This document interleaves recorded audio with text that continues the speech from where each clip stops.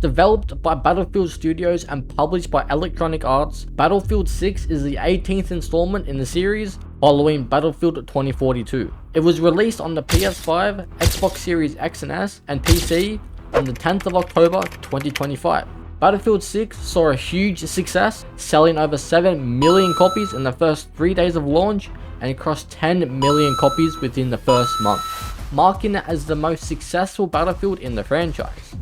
As always, before we begin, please be advised that there will be spoilers ahead, so watch at your own risk. Without further ado, let's get into the intense and nail-biting lore behind Battlefield 6.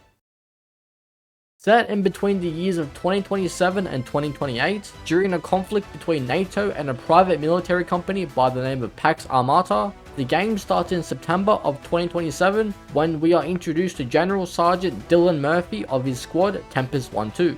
NATO has reluctantly agreed to give up power to a base for the coalition to prevent a war, so they're preparing to evacuate Georgia to make way for those troops, and Murphy's squad is tasked with destroying the cyber warfare servers before Pax takes control.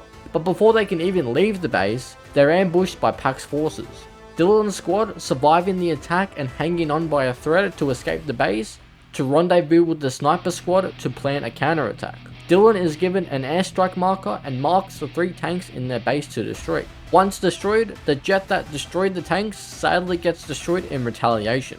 Dylan continues with the original plan to destroy the cyber warfare servers at an enemy site nearby, to prevent Pax from capturing them and before NATO is compromised. The crew is on board and they fight their way through until they reach the site. Entering the site, Dylan plants a C4 charge on the support column and on a beam on the 2nd floor. With the C4 charges planted, they rappel to the roof and defend the evacuation point until the extraction helicopter arrives. The helicopter arrives, and once they take off, Dylan detonates the charges, blowing up the construction site and leveling the whole building. The squad see the base in absolute carnage as they fly around it, and Dylan wants answers from NATO as to what is happening. But Martinez chimes in saying they're losing allies daily. If the squad got the truth, would they want to hear it?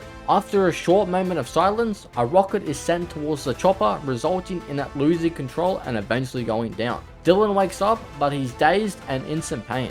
The rest of the squad fortunately seems to still be somewhat alive. Meanwhile, Pax forces close into the crash site, but Dylan and the squad fight to survive until unfortunately Martinez is shot and killed, sadly followed by Blake and tragically Armstrong. Dylan is the sole survivor from his squad when he is saved by an evacuation team. It's now present day, over a year later, on the 23rd of September 2028. We find out via a news broadcast that while NATO were preparing a response to the ambush by Pax Armata that happened at the Georgia NATO base, the Secretary General of NATO was assassinated and Pax Armata took credit for it, which led to burnt bridges with NATO's allies, and they ended up joining the coalition backing the Pax private military company. While this is happening, Murphy is reassigned to a new squad, Dagger 1-3, and they break into someone's house who's revealed to be the CIA handler Melissa Mills, and they don't seem too happy with her. They start reliving old missions, starting with Gibraltar in March earlier of the same year. The goal of this mission is to team up with British Squad Lancer and assist them with preventing Pax Armata from destroying the Gibraltar airspace. Squad leader Haz Carter and Staff Sergeant Simone Gecko Espina head to the nearest radar site and provide support for the Lancer squad while they rig up explosives and destroy it. They head towards the governor's artillery battery, but are ambushed on the way there. Once they survive the ambush, they continue on and destroy the AAA gun. They defend the site from Pax reinforcements and secure it. With 2 more AAA guns to go, they rendezvous with Lancer and provide reinforcement until they reach the final AAA guns, where one is destroyed by a Lancer squad member and the final one is destroyed by Gecko. They take out the last of the reinforcements and signal the all clear to the fleet. Now from the perspective of Dylan Murphy and Medic Staff Sergeant Cliff Lopez.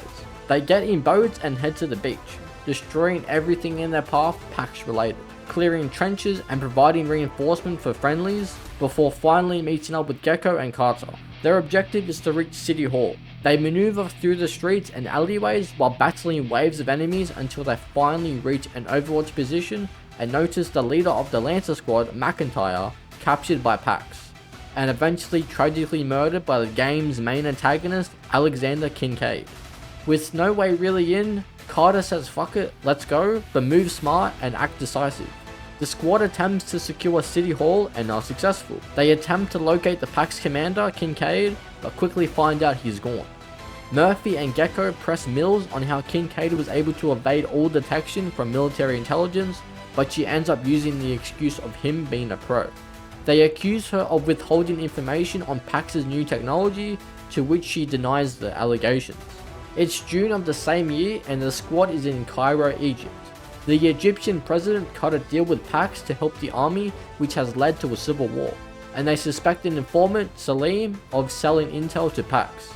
So the goal of the mission is to secure the informant with the help of the Egyptian army under the leadership of Ibrahim al-Khatib, recover the information, and leave before Pax knew anything had happened.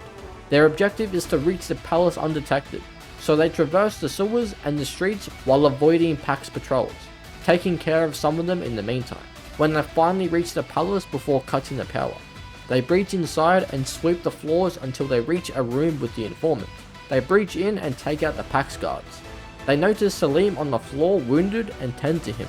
The medic Lopez says he can't do a lot for him, but they need that intel, so they try to question him when Salim expresses his disappointment in Mills for breaking her promise on protection and unfortunately passes away.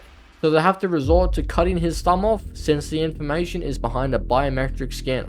They fight their way out of the palace and head towards Exfil. They locate the Exfil van, but their plans go south once a Pax chopper makes an appearance, which forces them to escape through the market and survive the ambush. Their next plan is to head to the plaza and wait for evac there, until they are ambushed by a Pax sniper. The intel falls off Lopez and onto the ground. He attempts to grab it and is hit by the sniper. Gecko takes care of the sniper and Lopez fortunately survives the hit while the intel is secure again. They survive the ambush with the waves of enemies coming at them, until the chopper shows up again and Dylan eventually destroys it. The evacuation vehicles finally arrive and they get the hell out of there. They continue pressing Mills on the fact that if they'd known about Pax's technological advances, everything that happened in the last mission wouldn't have happened. The finger from Salim only revealed Kincaid's HQ at Brooklyn and not how we got there. Mills goes on to explain Salim was playing both sides. He was telling Pax intel on how to pull off their intended operation in Brooklyn, while he was selling Mills intel on how they planned to get in undetected. The advanced tech Pax had to get in undetected was revealed to be Project Velas, which is a secret, powerful cybertech weapon that allows its users to disable satellite imagery, which is the server they blew up at the start of the game inside the construction site. It's June of the same year. The squad's in Brooklyn. Their goal is to locate the Pax Armata HQ and destroy it, while also stopping the planned strike on the city. Before they get started, the squad is briefed by a Sergeant Aker, who tells them they got the location of the HQ locked down to a specific area, but they still control one side of the street, which is outside the HQ. They have no intel on Kincaid or his plans because they couldn't get close enough to eavesdrop, and concludes the briefing saying to watch out because whatever he's planning, he's spent some serious money on it. They clear the townhouses while providing cover for friendly reinforcements before finally getting to the Pax HQ and clearing it. They begin to find out Kincaid's plans on initiating a terrorist attack, which starts from the Artemis warship. He plans to launch missiles from the ship targeting New York. Kincaid comms through the tablet on the desk in front of Carter, seeing if any of his boys are there. Carter answers and they seem to already know each other. Your men are dead, Alex. Has Carter? Fucking hell. Look at you, talking like we're old pals. Like nothing ever happened. Oh, fuck that. If I'd known you were alive, you know things would have been different. Well, the whole world's gonna look different now. Just takes a little shake of perspective. Once you see the US away from the outside, you see it's not at the heart of anything, it just eats everything. Oh, yeah? So you're gonna replace it with what? Huh? Pax doesn't stand for shit except money and power. Jesus has. You never change. You can stand in the Empire State and talk like that with a straight face. But there's better freedoms to die for. People don't fight when they've been taught not to think. You got a team down there, right? Look them in the eye when they go, Has. It'll be more than you did for me. They discover a hidden trapdoor under a bed and investigate it. They get to a point where they have to rappel down and take care of the Pax reinforcements in the underground area. Once they get through enough of them, they find out Kincaid is shipping out telemetry transmitters on a train. They chase after it until they're T-boned by PAX reinforcements. They're forced to take a detour, so they head through the construction site, taking care of PAX reinforcements. Their extraction chopper arrives, and Mills informs the squad that arrests were made on the ship, but no confirmation on if the missiles are secure. They can't shoot the train because it's armored, so she sends fighter jets out, and Carter marks the bridge for the jets to destroy to stop the train. They head towards the crash site, fighting through more PAX reinforcements. Carter and Murphy get split up when Carter reaches the train containing the missile launch. He stops all the missiles but one. He disconnects the backup power and destroys the second console. It managed to just be enough even though a couple missiles still went off. An evacuation chopper arrives at Carter's location until a hostile missile is fired, which is intercepted by a friendly, but a piece of the interception falls onto the evac chopper and it loses control and sadly blows up. Carter is knocked out by falling debris but is fortunately rescued and taken care of by paramedics. They manage to successfully stop the big attack and save a lot of lives. They learn that Kincaid and Pax Armata had bigger plans than just a terrorist attack on New York. A bigger target. The president. And he's just been moved to a safe house. So now their new objective is to protect the president. They take care of the Pax reinforcements in the street and clear the firehouse before finally reaching the president.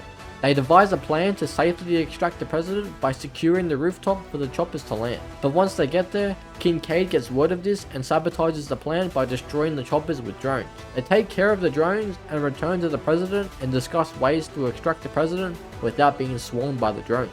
They end up coming up with a plan to not destroy the drones, but to take care of the drone operators and in space of operations. Murphy takes Gecko with him and they head towards the drone command while taking out drone operators and PAX troops in general. They find the drone command but are interrupted by a PAX military vehicle, which Dillon destroys with C4 while definitely not almost dying. They push through to the drone command and take care of the enemies inside the command center and rig it with C4. Gecko blows up the command center and they regroup with Lopez. He says the president is inside the vehicle with his protection detail with him, and they plan to head to one of the FOBs or forward operating bases.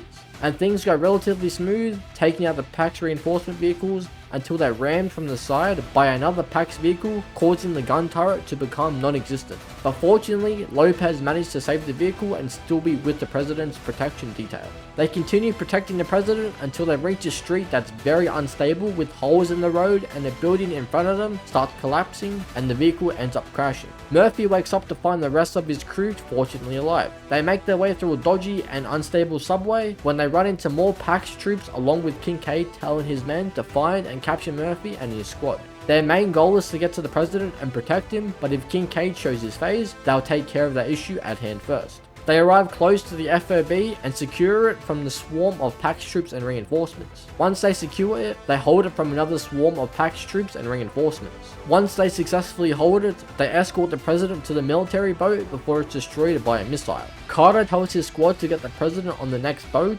while he and Murphy deal with Kincaid. Murphy is greeted by Kincaid by knocking him down to the ground with a weapon and punches him in the face a few times.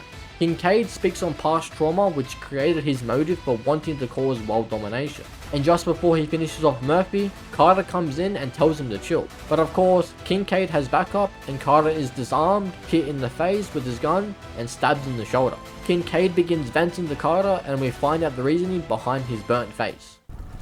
Those fuckers laughed when they threw acid over me. You know what it's like to smell your own face being eaten away? He takes out the knife inside Carter and stabs him again in the chest. Kincaid lets Murphy go, but encourages him to get out while he still can. Murphy tends to Carter and attempts to keep him alive by any means, but Carter tells him to stay strong and appoints him the new leader of the Dagger Squad. Carter sadly bleeds out and passes away. Back in present day, a new face shows up, Hemlock. They tie up Mills and make her a hostage while they become her protection detail from PAX and the looming threat inbound. Murphy presses Mills on the history between Carter and Kincaid and says she's either a traitor or incompetent. The president announces the creation of a NATO global response force with the intent to destroy PAX and everything they stand for. In July of the same year, Al-Khatib leads an Egyptian tank column with the main goal of putting pressure on PAX and destroying their forces. Once they destroy all the tanks relating to PAX, the tank column's air support is hit by a stinger, causing it to lose control and eventually crashes. Al-Khatib heads to the crash site and continues on foot when he runs into PAX troops and takes them out before reaching the crash site and managing to save one of the pilots while the other unfortunately didn't make it. Back in Mills' residence, Murphy and the Dagger squad spot the Pax troops incoming to extract Mills and take them out. Murphy questions Hemlock if he knew anything of Pax or if Mills said anything. He replies of course not, and the operation in Tajikistan is mentioned. 4 days prior to the events of Pax attempting to extract Mills, Hemlock, Murphy and Lopez are sent to Tajikistan to destroy Pax's air defenses ahead of their main assault on NATO. They explore the desert valley when they reach an old fort which is filled with Pax troops. Once they eliminate the enemies, they group up at the cliff and scout the SAM networks in the area. They spot 3 and make note of a 4th, but have no visual confirmation. So once they agree on a plan, they set off to destroy the 1st, 2nd, and 3rd SAM sites before heading to the 4th SAM site. During their journey to the 4th and final SAM sites, they met with lots of Pax reinforcements and troops ranging from vehicles to tanks to convoys and a plethora of troops in general. They head across the dam bridge when an RPG destroys a crane holding a metal pipe, causing a massive hole in the bridge, separating the squad. They regroup and finally reach the SAM sites. It gets destroyed, but it was almost a waste once they found that destroying the SAM sites did nothing because the SAM systems were still operational. Annoyed by this information, Hemlock comes up with a solution to blow up the bridge, which will destroy all the SAMs. With no other choice, the squad reluctantly agreed. Gecko requests close air support on the bridge, but once the chopper arrives, Gecko spots 2 tanks, and with time running out before the system reboots, they head back to the dam when an enemy chopper makes an appearance. Gecko, making a run for it, destroys the tanks and takes down the chopper. Shortly after taking down the chopper, they're sandwiched by Pax reinforcement tanks, and with no way off the dam, they open a grate and rappel down to an escape vehicle, trying to get out of there without being crushed by a collapsing dam. Mills makes a run for the secret safe in her house, which has a gun inside. Once she grabs it, Gecko knocks her out. Once she wakes up, Dagger 1-3 surrounds her, while Murphy grabs some documents from the safe containing information on Project Velas. Mills tries to soften the blow and play victim a little bit, but Murphy snaps back saying you're responsible for everything Pax has done and for the giant crater in Tajikistan. The next day after the Tajikistan dam attack on the bridge, Dagger 1-3 joins NATO on their main assault on Pax, destroying hypersonic missiles they own containing the explosive and extremely destructive nano compound known as NXC. While they head to the first NXC launcher, getting through a bunch of Pax soldiers, a Pax jet pays them a little visit, until Murphy says goodbye when he takes it out with the launcher. They eventually reach the launcher when Hemlock notices it's already started mixing, but luckily manages to take it offline in time. He mentions the other launchers may be in danger if that was already about to take off. They arrive at the next NXC launcher, which Hemlock notices it's already mixed, and the only option is to pierce the missile casing. It's a 50-50 chance of it either stopping the missile or blowing the whole place up. They head towards the bunker to find Kincaid, but just before they get in, NATO squad Quebec come to Dagger 1-3, saying they had issues trying to get the final NXC missile offline. Won't leave the ground. Die. It was an honor serving with you, Dagger. Give him hell. The honor was ours. Die.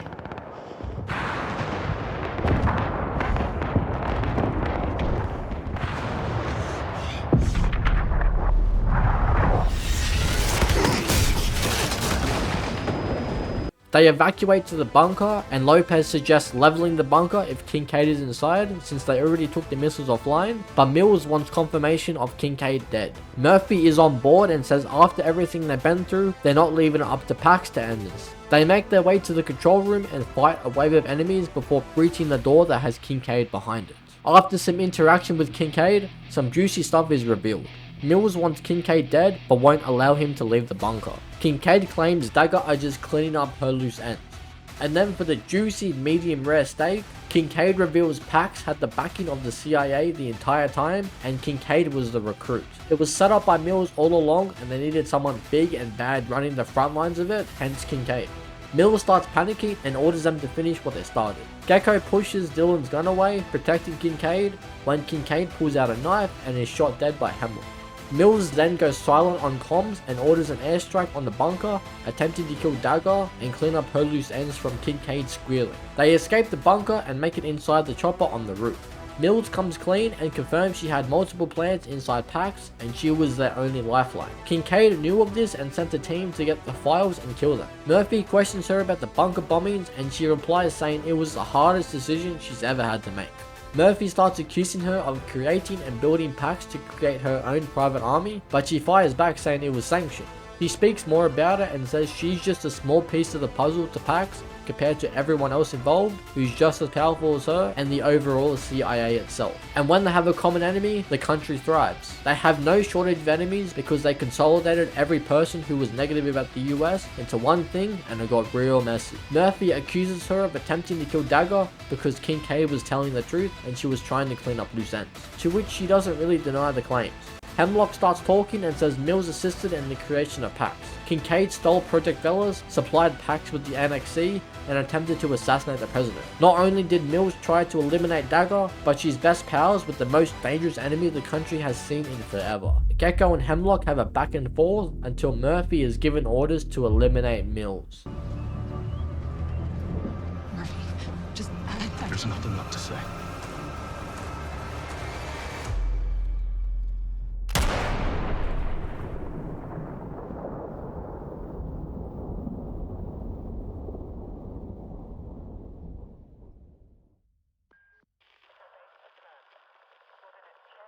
With the main story out of the way, it's time to get into some questions and theories on what the hell happened during the game and why it happened.